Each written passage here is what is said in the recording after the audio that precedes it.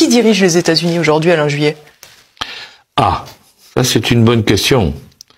Une bonne question. C'est indiscutablement... Le problème des Américains, si vous voulez, c'est qu'on n'en parle pas suffisamment d'ailleurs, ou on ne regarde pas nous, c'est que les élections américaines sont devenues excessivement coûteuses. Et que pour pouvoir réussir aux États-Unis, il faut être milliardaire, mais multimilliardaire. Et là, on met son argent, on risque son argent. Hein. Ou alors, on va demander à des gens de vous aider.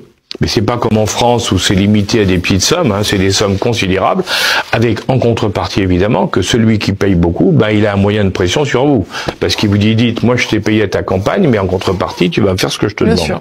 Donc en définitive, les présidents américains sont l'otage, à part si ils se mettent dans les mains.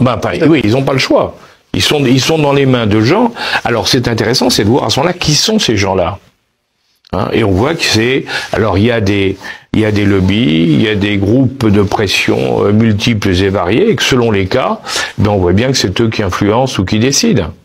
Comment vous voyez... Regardez en Ukraine, par exemple. Je prends l'Ukraine parce que, bon, mais pour sortir justement des problèmes militaires et autres, mais en Ukraine, on le dit pas assez, mais hein, une bonne partie des terres agricoles productrices de blé en Ukraine ont été achetées par 3 compagnies américaines. Hein. Cargill, Dupont de Nemours et une 3e qui va me revenir. Monsanto. Voilà. Monsanto, Monsanto. Bon, eh ben ils ont pu acheter ça. Ça veut dire que dans l'affaire de l'Ukraine, eh ben la partie blé, production de blé, les Américains sont directement concernés puisque 3 de leurs grands groupes produisent du blé en Ukraine. Et ils l'ont fait en achetant des terres contre l'avis des paysans qui ont protesté au Parlement ukrainien, et c'est Zelensky qui a imposé l'achat par les Américains.